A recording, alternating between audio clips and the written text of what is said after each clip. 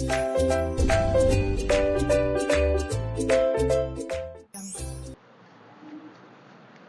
Students, good morning students. आज हम question number 3 का 5th क्वेश्चन सॉल्व करने वाले हैं। इसमें भी आपको एक नई प्रकार की समस्या दी गई है। देखिए, यदि किसी भिन्न मतलब कोई आपके पास फ्रैक्शन है, उस फ्रैक्शन के अंदर अंश और हर, ठीक है, दोनों में यदि 2 जोड़ दिया जाए, 2 ऐड कर दिया जाए तो वह 9/11 हो जाती है। और यदि उसके अंश और हर दोनों में 3 ऐड कर दिया जाए तो वह 5/6 हो जाती है। तो आपको वह फ्रैक्शन ज्ञात करना, मतलब वह भिन्न ज्ञात करनी है। ठीक है, ये आपको दिया गया है इसमें कि a fraction becomes 9/11 if 2 is added to both numerator and denominator, if 3 is added, ठीक है, to both numerator and denominator it becomes 5/6, find the fraction। ठीक है, ये आपको क्वेश्चन दिया, नई समस्या दी गई है। अब इसके अंदर आपको फ्रैक्शन ज्ञात करना है। तो फ्रैक्शन के अंदर जो भिन्न होती है उसमें 2 भाग होते हैं। एक ऊपर अंश होता है जिसे हम बोलते हैं न्यूमरेटर, और नीचे होता है हर जिसे बोलते हैं डिनोमिनेटर। ठीक है, तो अंश और हर को हम x और y मान लेते हैं। देखेंगे माना भिन्न का, जो भिन्न आपको ज्ञात करनी है उस भिन्न में 2 पार्ट होंगे। ठीक है, तो इस भिन्न का अंश जो कि ऊपर का वह भाग होता है, ठीक है, जिसे हम न्यूमरेटर कहते हैं, तो वो हमने मान लिया x, तथा हर, ठीक है, तथा भिन्न का हर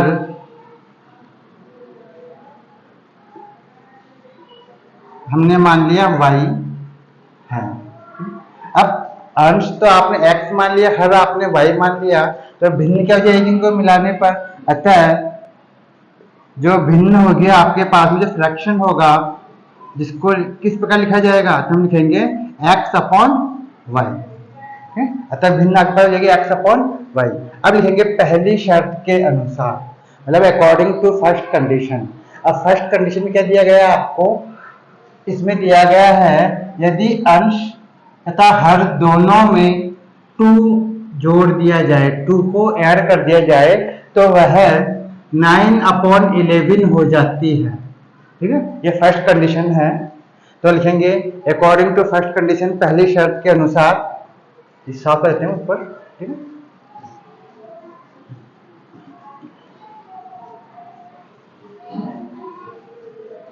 अब देखिए,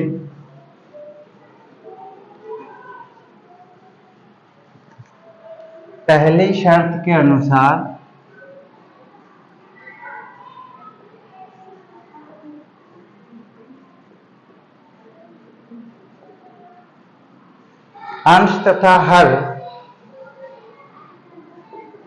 अंश तथा हर दोनों में 2 जोड़ने पर, 2 ऐड करने पर, ठीक है, 2 ऐड करने मतलब जोड़ने पर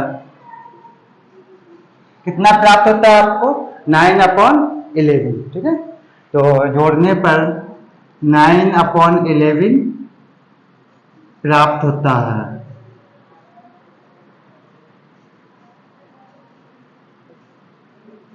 ये फर्स्ट कंडीशन में दिया गया है कि यदि किसी भिन्न के अंश और हर दोनों में 2 को ऐड कर दिया जाए तो वह 9/11 में चेंज हो जाती है। ठीक है, तब देखेंगे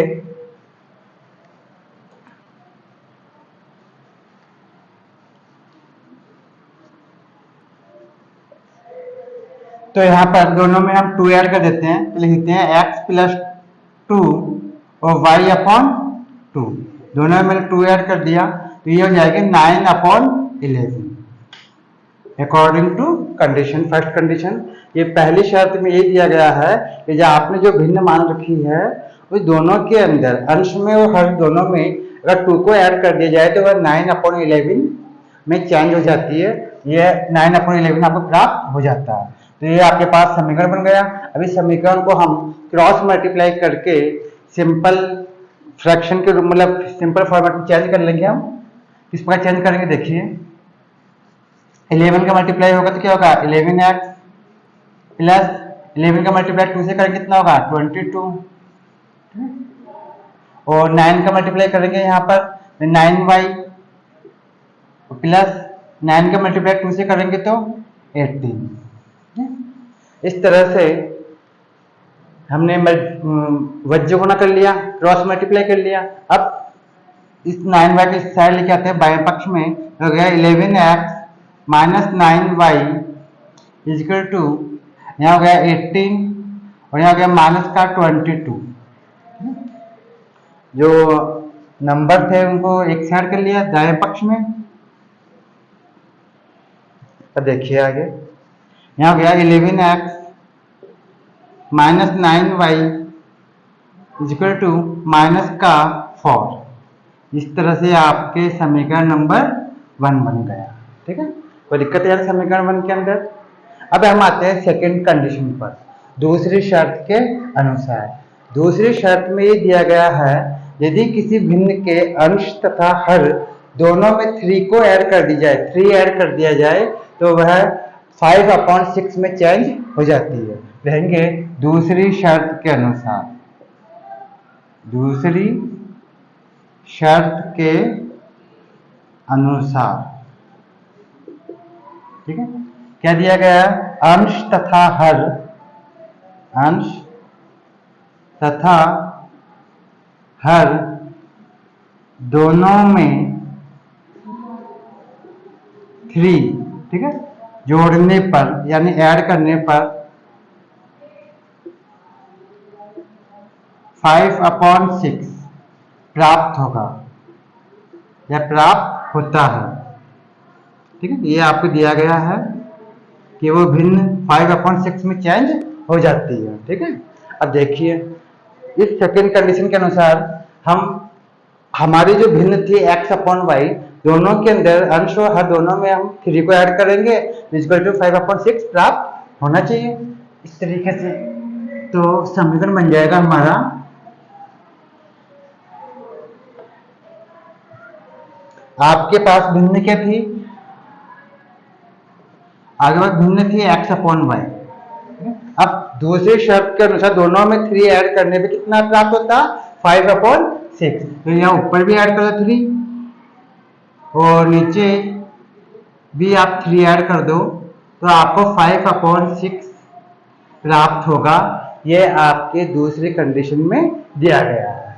अब इसको हम क्रॉस मल्टीप्लाई करेंगे, बीच में इक्वल टू का साइन है, तो 6 का मल्टीप्लाई करेंगे तो कितना हो जाएगा 6x प्लस 6 3 जा 18, 5 का मल्टीप्लाई यहाँ करेंगे तो 5y प्लस 15, 5y को राइट साइड लेके आएंगे, क्या हो जाएगा 6x minus 5y is equal to 15 और माइनस का 18 हो गया 6x minus 5y is equal to minus का 3। ये आपके पास समीकरण नंबर 2 प्राप्त हो गया। इस तरीके से ठीक है, ये समीकरण 1 हमने पहले तैयार कर लिया था और ये समीकरण 2 भी आपको प्राप्त हो गया। ठीक है, अब हम किसी भी एक समीकरण से, चाहे समीकरण नंबर 1 को x के रूप में कर लो या समीकरण 2 को x के रूप में कर लो, या चाहे तो आप y के रूप में भी कर सकते हैं। ठीक है, अभी हम लिखते हैं समीकरण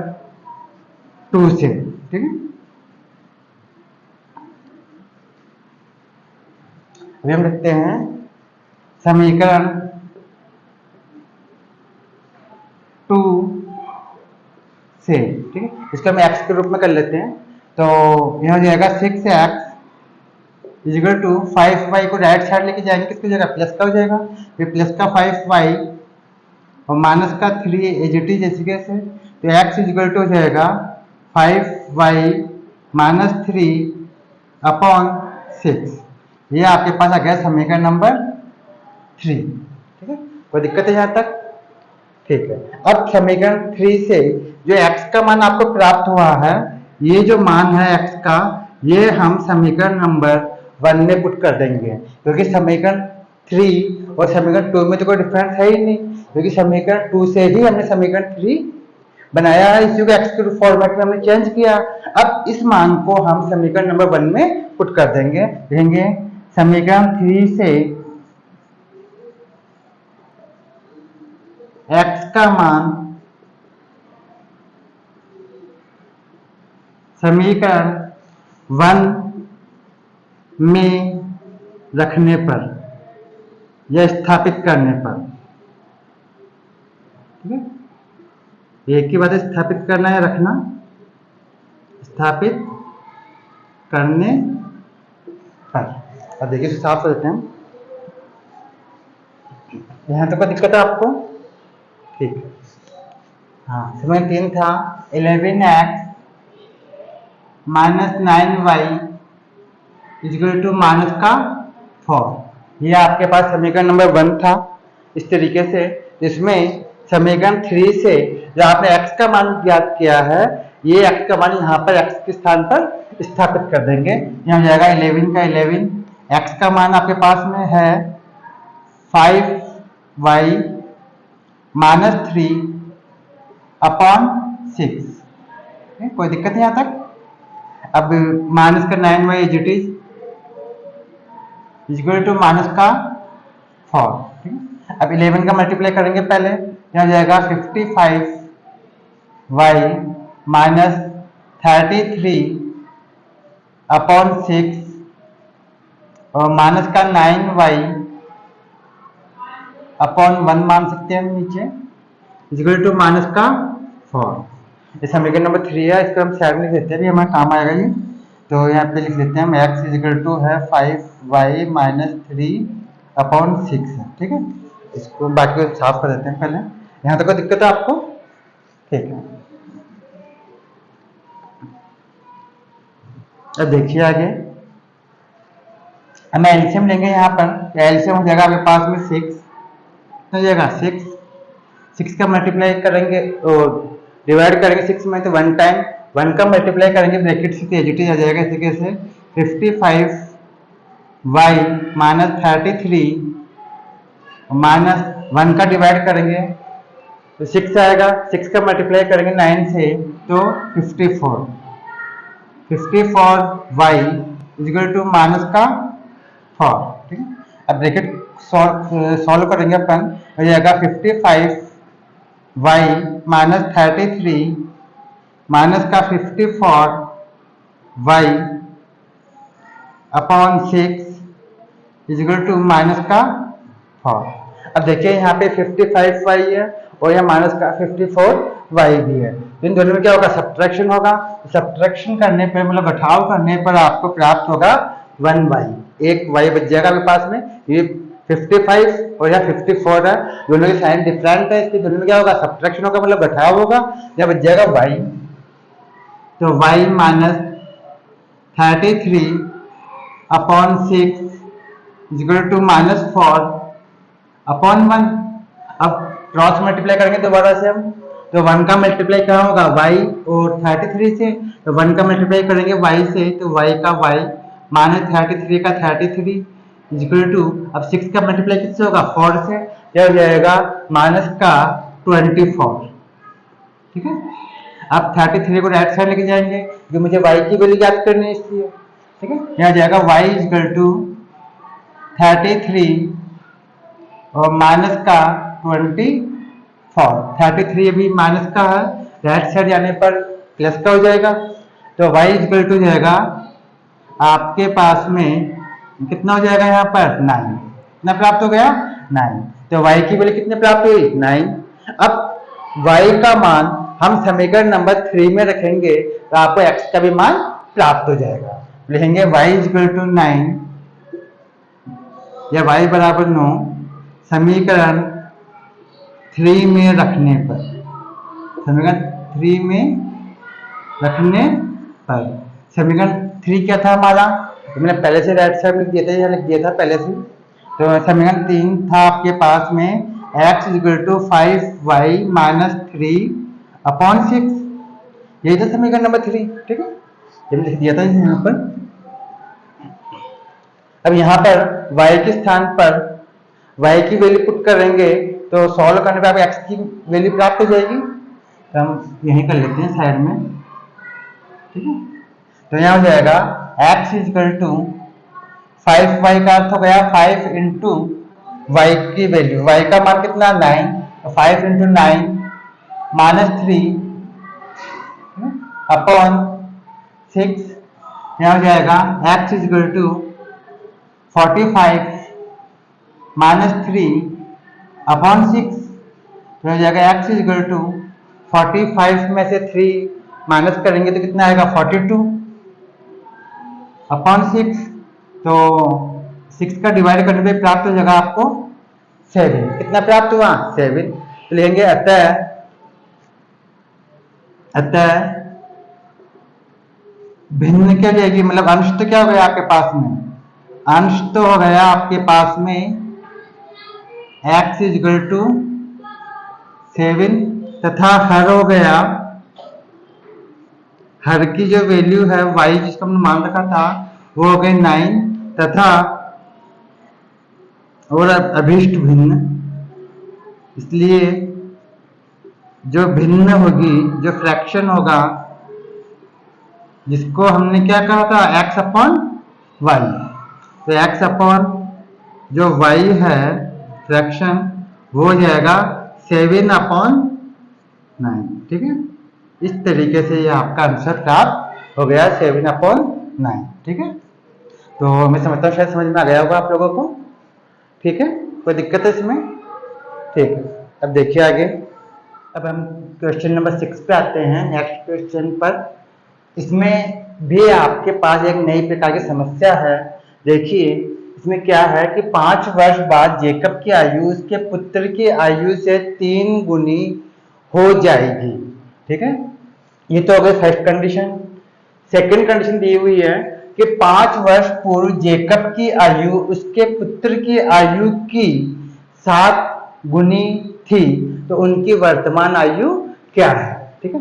देखिए यहाँ पे 2 व्यक्ति हैं, पहला है जेकब, दूसरा उसका पुत्र है। दोनों की आयु के अंदर आपको एक संबंध दिया गया है।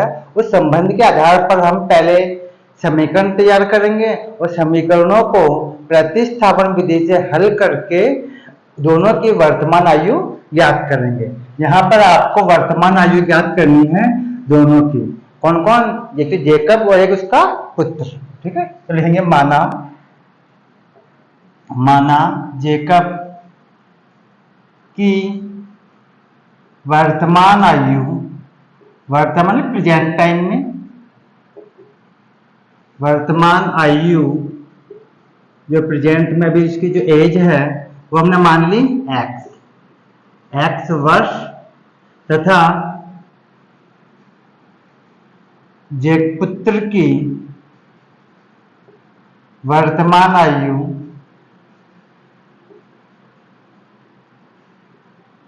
कितनी है y, कितनी है y वर्ष। अभी वर्तमान में प्रेजेंट टाइम में मैंने जेकब की आयु x मान ली और उसके पुत्र की आयु y मान ली।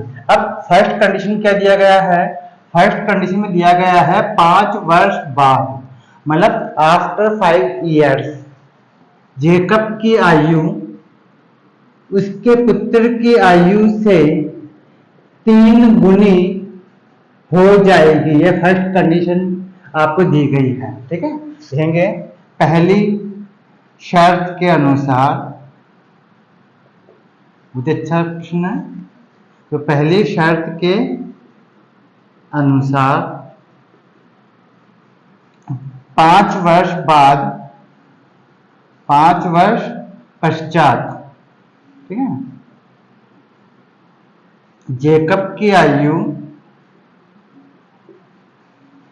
जेकब की आयु पुत्र की आयु से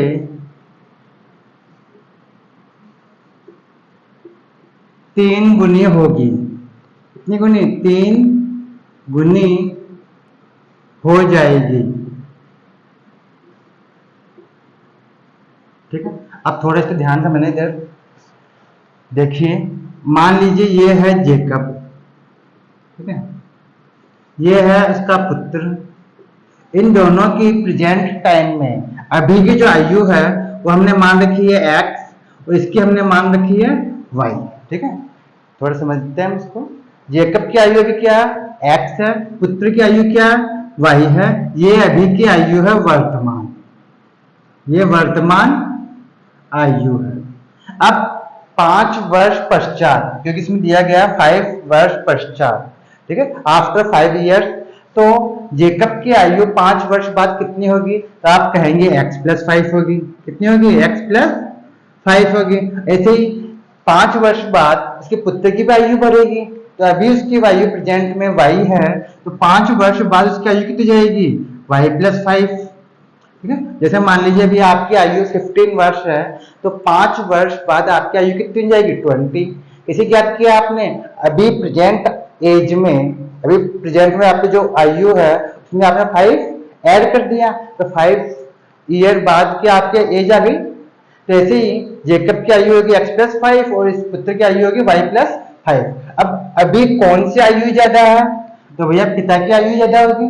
ठीक है, तो अभी पिता की आयु ज्यादा है, कितनी ज्यादा है, ये 3 गुनी। ठीक है, जेकब की आयु पुत्र की आयु से 3 गुनी हो जाएगी, ये आयु ज्यादा है। कितना ज्यादा है, पिता की आयु ज्यादा है, कितनी ज्यादा है, ये 3 गुना, ये ज्यादा है 3 गुना। ठीक है, पिता है तो उसकी उम्र ज्यादा होगी, सीधी सी बात है। ठीक है, तो हमें इन दोनों को इक्वल करना है। इक्वल इसलिए करना है क्योंकि मुझे समीकरण बनाना है, और समीकरण तभी हमारा तैयार होगा जब दोनों के बीच में इक्वल का साइन आ जाएगा, मतलब बराबर का साइन आ जाएगा। ठीक है, तो बराबर करने के लिए हम क्या काम करेंगे, जिसकी आयु कम है हम उसको भी बढ़ा देंगे। तभी किसकी आयु कम है, पुत्र की आयु कम है, कितनी कम है, पिता की से 3 गुना कम है, मतलब। ठीक है, इसकी 3 गुना ज्यादा है पिता की, इसलिए हम इसको 3 से मल्टीप्लाई कर दें, किसको, पुत्र की आयु को, तो ये दोनों आयु आपस में बराबर हो जाएगी। क्योंकि आपके प्रश्न में ये दिया गया है 5 वर्ष बाद जो पिता की आयु है वो पुत्र से 3 गुना अधिक होगी। तो यदि हम पुत्र की आयु को भी 3 से मल्टीप्लाई कर दे, 3 गुना कर दे, तो दोनों की आयु क्या हो जाएगी, बराबर हो जाएगी, इक्वल हो जाएगी। ठीक है, इस प्रकार से फट समीकरण बन जाएगा आपके। अतः x+5 is equal to 3 into y+5। पहले हम दोनों की 5 साल बाद की आयु ज्ञात की, फिर देखा कि इन दोनों में क्या आपको रेशियो दिया गया है, आपको दिया गया था पिता की उम्र 3 गुना ज्यादा थी, इसलिए मैंने पुत्र की आयु को भी 3 से मल्टीप्लाई कर दिया। अब दोनों की आयु आपस में इक्वल हो गई, मतलब बराबर हो गई। ठीक है, समझ में आया आपको कुछ इस तरह से। ठीक है, इसको हम साफ कर देते हैं, रफली काम था। अभी हमारा समीकरण बन गया, इसको हम सॉल्व करेंगे, 3 से मल्टीप्लाई करेंगे तो जाएगा x+5 इक्वल टू 3y+15। 3 का मल्टीप्लाई करेंगे अब तक।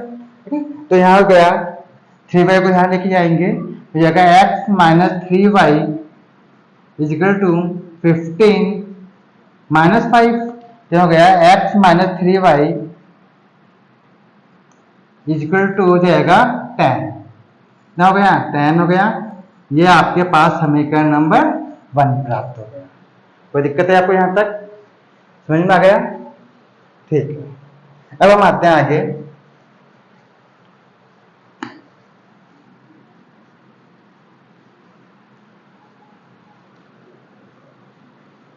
अब दूसरी शर्त के अनुसार, ठीक है,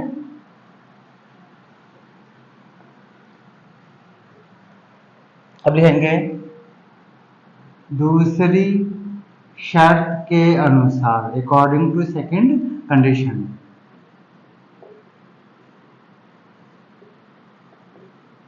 दूसरी शर्त के अनुसार 5 वर्ष पूर्व, मतलब 5 वर्ष पहले, तो यहाँ लिखेंगे 5 वर्ष, मतलब 5 वर्ष पूर्व, मतलब पहले, जेकब की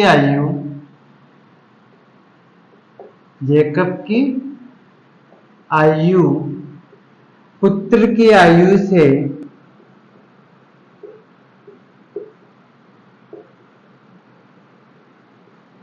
आयु से 7 गुना थी। कितनी गुना? 7, 7 गुना थी। अब देखिए वापस से हम पहले के जैसे देखते हैं। यहाँ पर ये जेकब आ गया और ये इसका पुत्र हो गया। ठीक है, जेकब की वर्तमान आयु में क्या मान रखी है? प्रेजेंट में भी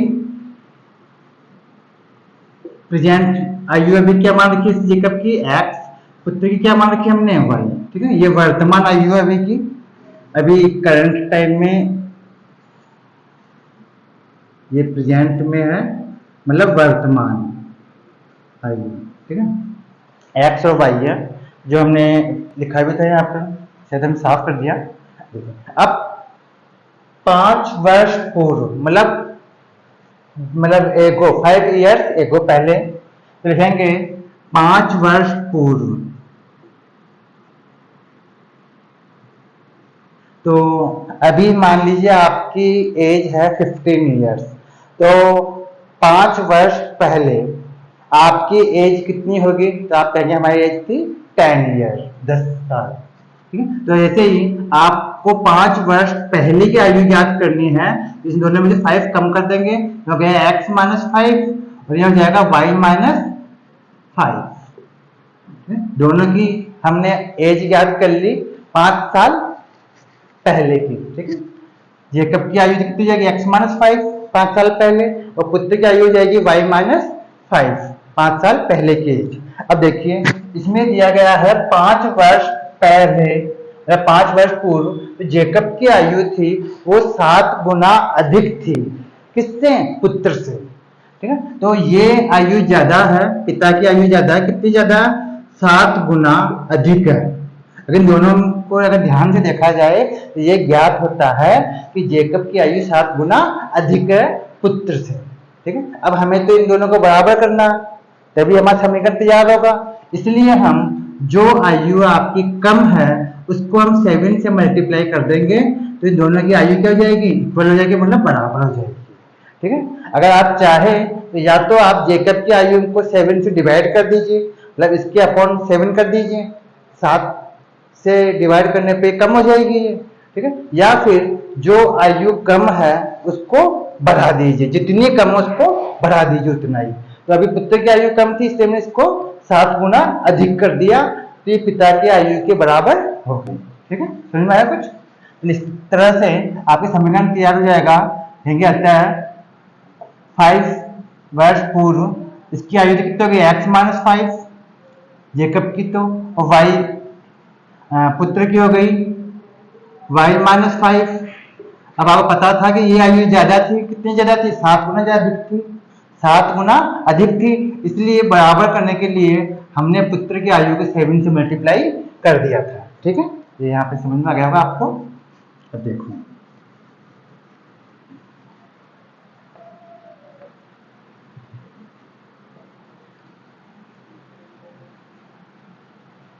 अब इस समीकरण को सॉल्व करेंगे हम, क्या हो जाएगा?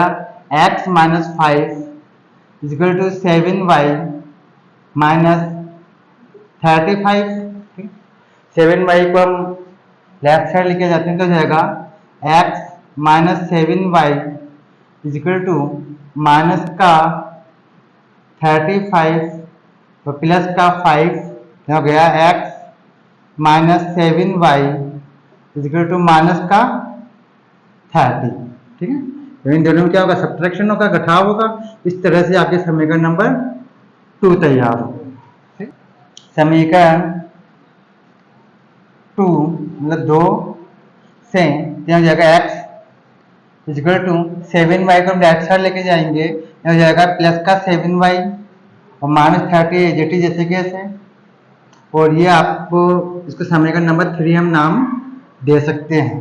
ठीक है, क्योंकि हमने समीकरण 2 को ही x के रूप में चेंज किया है, हालांकि इन दोनों में कोई अंतर नहीं है। तो ये समीकरण 3 बन गया। अब लिखेंगे समीकरण 3 से x का मान समीकरण 1 में स्थापित करने पर, 1 में स्थापित करने पर, ठीक है। देखिए समीकरण 1 हमारे पास यही था, x minus 3y equal to 10। यहाँ पे x के स्थान पर हम x की वैल्यू पुट कर देंगे, तो x का मान क्या है यहाँ पर 7y माइनस 30, ये ना 30 माइनस 3y इक्वल टू 10, ठीक है। तो यहाँ पे 7y का 7y माइनस 30 का माइनस 30 और माइनस का 3y इक्वल टू 10 है, जीटी जैसे रह जाएगा। यहाँ पे 7y में से 3y आप माइनस करेंगे तो कितना हो जाएगा 4y, या पहले इसको इससे ले जाते हैं हम, 7y minus 3y equal to 10 plus 30।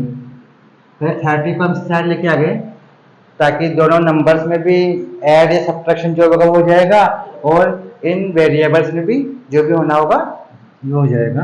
तो 7y में 3y सब्ट्रैक्शन होगा, तब बचेगा यहाँ पे 4y इक्वल टू, यहाँ हो गया 40, इन दोनों में ऐड होगा तो y इक्वल टू हो जाएगा 40 अपॉन 4, तो y इक्वल टू हो गया 10। ये आपने y का मान प्राप्त कर लिया इस तरीके से। अब y का मान समीकरण नंबर 3 में रख करके हम x का भी मान प्राप्त कर सकते हैं, ठीक है। कहेंगे y इक्वल टू 10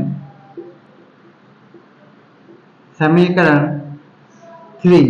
वैसे आप चाहें तो ये y का मान समीकरण 1 में भी रख सकते हैं, 2 में भी रख सकते हैं, और समीकरण 3 में भी रख सकते हैं। लेकिन हम समीकरण नंबर 3 में ही इसलिए रखते हैं क्योंकि हम इसको पहले ही x के रूप में कन्वर्ट कर लेते हैं, चेंज कर लेते हैं, इसीलिए इससे आसानी से निकल जाएगी, आपके 1-2 स्टेप कम ही होगी, ठीक है। तो y बराबर 10 समीकरण 3 में रखने पर, 3 में रखने पर समीकरण 3 क्या था अपने पास। अब देखिए यहाँ तक कोई दिक्कत है आपको, समझ में आ गया, साफ कर दे इसको।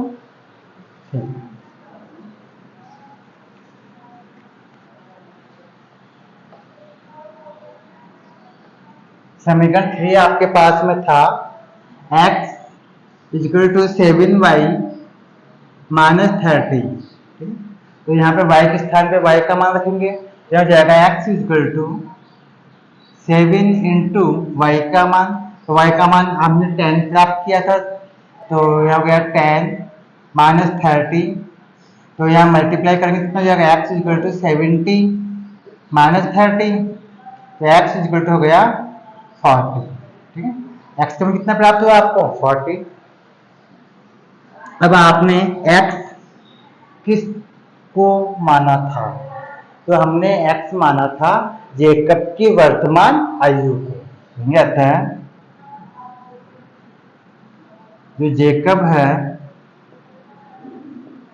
उसकी वर्तमान आयु तो हो गई कि वर्तमान आयु जो हमने मान रखी थी x, वो तो हो गई 40 वर्ष, मतलब 40 वर्ष, मतलब पिता की आयु तो ये हो गई, तथा पुत्र की जो वर्तमान आयु है